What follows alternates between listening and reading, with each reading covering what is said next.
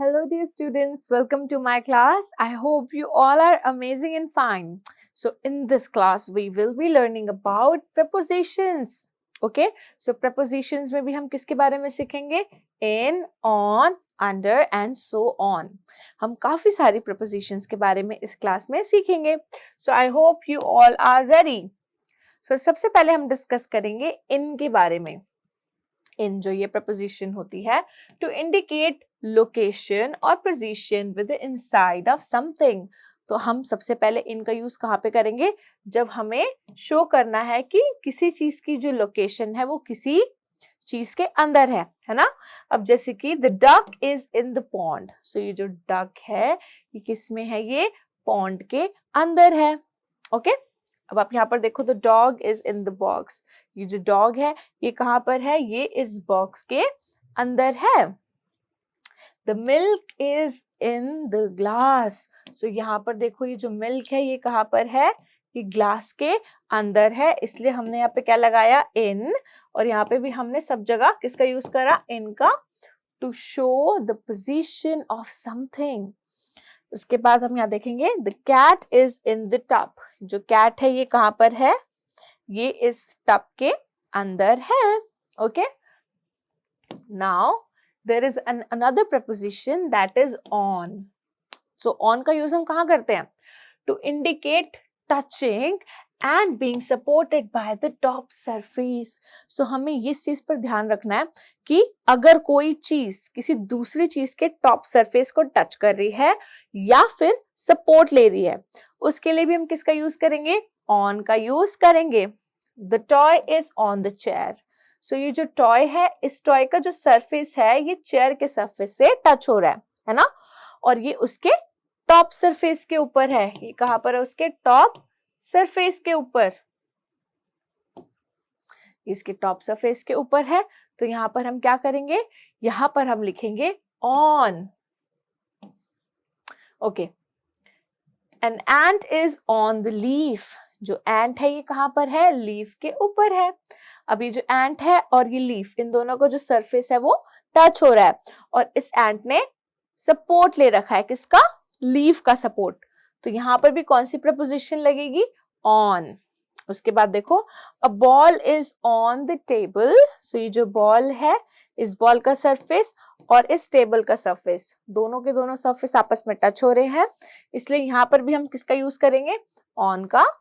A crow is on the pot. So ये जो crow है ये कहाँ पर है? ये स्पॉट पर है. तो आप देखोगे जो क्रो है इसका सरफेस और पॉट का सरफेस दोनों टच हो रहे हैं, राइट? और ये उसके ऊपर है, तो इसलिए भी मैंने यहाँ पे क्या लगाया? on का यूज करा. Now let's learn about under. To talk about something that is below or lower than something else. और यहाँ पर surface touch नहीं होगा, है ना? अब आप देखो यहाँ पे ये umbrella है और इस umbrella के अंदर, like नीचे, इसके नीचे कौन बैठे हैं? दो फ्रेंड्स बैठे हैं, है ना? So we can say that the basket is under the umbrella. तो ये जो बास्केट का सरफेस है और अम्ब्रेला का सरफेस है ये एक दूसरे को टच नहीं कर रहा, लेकिन अम्ब्रेला इस बास्केट के ऊपर है. ठीक है? तो ऐसी चीजों की लोकेशन बताने के लिए हम किसका यूज करेंगे? अंडर का यूज करेंगे, है ना? A basket is under the umbrella. A puppy is under the umbrella. A squirrel is under the umbrella. Can you see this? A plate is under the umbrella. So ये जो सारी चीजें हैं ये umbrella के नीचे हैं. Okay, so हमने सीखा अभी in, on and under. हमने इन तीन prepositions के uses सीखे. Okay, now let's learn and focus on the questions as well. So fill in the preposition in, on, under in the sentences given below. अब आपने क्या करना है? आपने recognize करना है कि कहाँ पर in का यूज होगा, कहाँ पर on का यूज होगा और कहाँ पर under का यूज होगा. Okay? A dog is dash the house. अब ये जो dog है, ये dog कहाँ पर है? ये dog घर के अंदर है ना? तो हम ये बोलेंगे the dog is in the house. Okay? अब हम देखते हैं यहाँ पे the rat is dash the hole. अब ये जो रैट है, ये रैट कहाँ पर है? ये होल के अंदर है ना? तो हम लिखेंगे the rat is in the hole. A crow is dash the tree. Okay, so हम यहाँ पर देखेंगे जो क्रो का सरफेस है और इस ब्रांच का सरफेस है, ये दोनों क्या हो रहे हैं? टच हो रहे हैं, है ना? तो हम यहाँ पर लिखेंगे a crow is dash the tree. The crow is on the tree. So ये जो क्रो है ये उसके ऊपर है, इस ट्री के सरफेस के ऊपर है. उसके बाद अब देखो the cat is dash the mat. जो कैट है, ये कैट कहाँ पर है? The cat is under the mat. Alright, now let's do this question. Look at the picture and tick the right word. इस क्वेश्चन में आपने क्या करना है? आपने इस पिक्चर को ध्यान से देखना है और इस पिक्चर के according you have to find the right answer. Okay? So let's read question number 1. The girl is sitting on in the sofa. अब आप देख सकते हो यहाँ पर ये जो गर्ल है ये सोफे के अंदर बैठी है, ये सोफे के ऊपर बैठी है, right? So you can see her body surface is touching the sofa. So जब भी, जैसे कि हमने पहले डिस्कस करा था कि जब दो चीजों का सरफेस आपस में टच होता है तो उस केस में हम हमेशा ऑन प्रपोजिशन का यूज करते हैं, right? Now mother is under in the kitchen. अब आप ध्यान से देखो इस फोटोग्राफ में, you can see the mother is in the kitchen और अंडर द किचन. अंडर का यूज हम कब करते हैं? जब कोई एक चीज किसी दूसरे चीज के नीचे होती है. The surface is below, right? So यहां पर आप देखोगे कि जो मदर है वो किचन के अंदर है. तो किसी चीज के अंदर जब कोई चीज होती है तो उसके लिए हम क्या यूज करते हैं? In. So the right answer would be in. The painting is on in the wall. अब आप ध्यान से देखो इस पेंटिंग को. ये जो पेंटिंग है ये वॉल के अंदर है, ये वॉल पर है.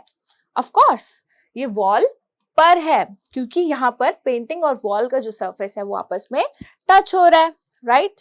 Now shoes are under in the sofa. Here you can see in this picture जो shoes हैं वो सोफा के अंदर है या उसके नीचे है. You can see जो सोफा है वो शूज के ऊपर है, right? So here you can see the position. So such kind of position हम हमेशा यूज करेंगे अंडर का, right? Now solve the multiple choice questions given below. अब आपके सामने ये कुछ मल्टीपल चॉइस क्वेश्चंस हैं, आपने इनके क्वेश्चंस को रीड करना है and then you must read the options and pick the one. Which preposition describes something being above something else? जैसे कि हमने डिस्कस करा था कि कोई चीज किसी चीज के ऊपर है, राइट? तो उसके लिए हम क्या यूज कर सकते हैं? अंडर. अंडर का मतलब नीचे. अबव का मतलब ऊपर. ऑन का मतलब किसी चीज के ऊपर एंड बिलो का मतलब नीचे. तो हमें पता है अंडर और बिलो को तो हम क्रॉस आउट कर देंगे. अब यहाँ पे क्या बचा? अबव और ऑन. अब यहाँ पर सरफेस जो है वो टच नहीं हो रहे, किसी एक चीज के किसी दूसरी चीज से ऊपर होने की बात हो रही है. तो यहाँ पर क्या हो जाएगा? The right answer is above. Okay, now moving to the next question. Finish the sentence the cat is dash the box. In मतलब बॉक्स के अंदर. बिहाइंड मतलब पीछे. ऑन मतलब उसके ऊपर. एंड बिटवीन मतलब बीच में. तो now you have to decide कि जो कैट है वो यूजुअली बॉक्सेस के अंदर खेलती है, राइट? सो इन हो जाएगा the right answer. The cat is in the box. उसके बाद what preposition describes something being inside something else? जैसे कि हमने अभी डिस्कस करा around, outside, inside और across. So now you have to decide. मैं आपको इन चारों के एक बार मीनिंग समझा देती हूँ. अराउंड का मतलब होता है चारों तरफ. अराउंड का मतलब होता है चारों तरफ. आउटसाइड का मतलब होता है बाहर. इनसाइड का मतलब होता है किसी चीज के अंदर. और अक्रॉस मतलब किसी चीज को आपने पार कर लिया, है ना, एक साइड से दूसरी साइड. तो अब आप यहाँ पर ध्यान से देखो. What preposition describes something being inside something else? So the right answer is obviously it's inside. Okay, now moving to question number 4. Finish the sentence, the bird is dash the tree. Options क्या है हमारे पास? Under, above, on and inside. Under मतलब किसी चीज के नीचे, above मतलब किसी चीज से ऊपर, एक सरफेस से दूसरे सरफेस से ऊपर, ऑन मतलब एक सरफेस जब दूसरे सरफेस को टच कर रहा है, और इनसाइड मतलब किसी चीज के अंदर। तो यहाँ पर द बेस्ट सूटेबल ऑप्शन क्या होगा हमारा? ऑन, क्योंकि जो पक्षी होता है, जो बर्ड होता है, वो पेड़ के ऊपर बैठता है, पेड़ पर बैठता है। तो पर के लिए हम क्या लगाएंगे? जब भी आप देखोगे, जब भी इसका मतलब पर होगा तो आपने लगाना है हमेशा on. So means bird is on the tree. जो बर्ड है वो पेड़ पर है। All right my dear students, so इस क्लास में हमने प्रपोजिशंस के बारे में सीखा। इन, under, above, inside, there are so many prepositions that we have learned about. Thank you so much for watching this video. I will be seeing you in my other videos. Till then, take care and bye bye.